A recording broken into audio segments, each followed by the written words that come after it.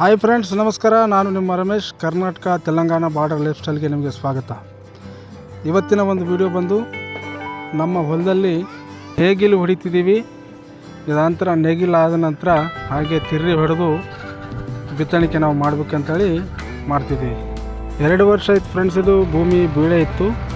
ಇದೇ ವರ್ಷ ನಾವು ಟ್ರ್ಯಾಕ್ಟರ್ಲಿಂದ ನಾವು ಬಿತ್ತಣಿಕೆಯನ್ನು ಮಾಡಬೇಕಂತೇಳಿ ಅಂದ್ಕೊಂಡಿದ್ದೀವಿ. ಇನ್ನೂ ಒಂದು ಅರ್ಧ ತಾಸಾದರೆ ಮುಗಿತಿತ್ತು ಎಲ್ಲ ಕೆಲಸ. ಆದರೆ ಜೋರಾಗಿ ಮಳೆ ಬಂತು.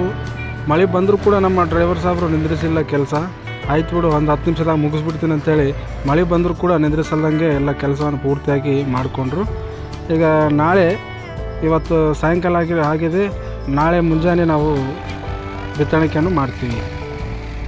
ಈ ವಿಡಿಯೋ ಇಷ್ಟವಾದರೆ ಲೈಕ್ ಮಾಡಿ, ಶೇರ್ ಮಾಡಿ, ನನ್ನ ಚಾನಲ್ಗೆ ಸಬ್ಸ್ಕ್ರೈಬ್ ಆಗಿ. ನಮಸ್ಕಾರ.